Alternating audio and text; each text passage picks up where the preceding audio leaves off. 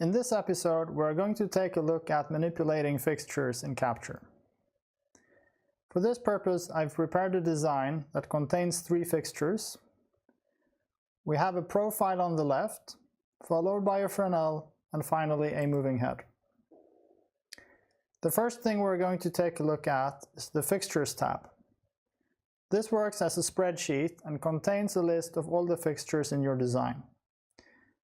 I can select fixtures in the design using the spreadsheet, as well as clicking in the design view. I can also navigate the spreadsheet using the keyboard, so it behaves as a spreadsheet of sort. Let's take a look at the profile to begin with. In order to control the framing shutters of the profile, you would open the control pane. This contains the controls for the framing shutters and many other things. In order to adjust the framing shutter, you would grab it by its grab handle, which you can use to move the frame in and out of the fixture, as well as to adjust its angle. You have 4 shutters in this fixture, and you can also rotate the entire package using the rotation slider. Now let's take a look at inserting filters and gobos into the profile. I would do this by going to the library and picking the filter and gobo I want to use. So I'll start with a filter from Roscoe. Let's go with Roscoe 19. Simply drag and drop the filter on the fixture. You can see the beam updating instantly. This works pretty much the same way with gobos. So I'll use again Roscoe, the bark breakup, drag and drop the gobo into the fixture. Now if I open the control pane again, you can see the last slider here is called focus, and this can be used to control the sharpness of the beam. Alright, let's move on to the Fresnel.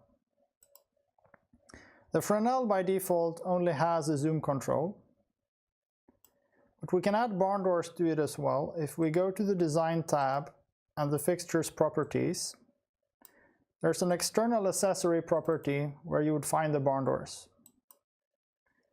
With barn doors added, this control appears again and allows us to move the barn doors in and out of the beam.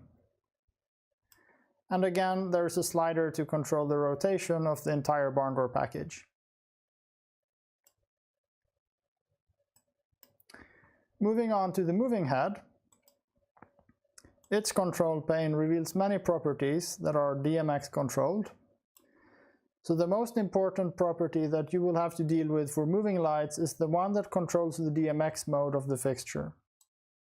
This can be found under the control section in the property list, and it's called mode.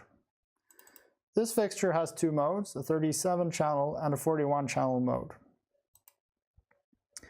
If I open the DMX universe view, which reveals the patch in this project, you can see that if I change the mode of the fixture, the patch is changed accordingly.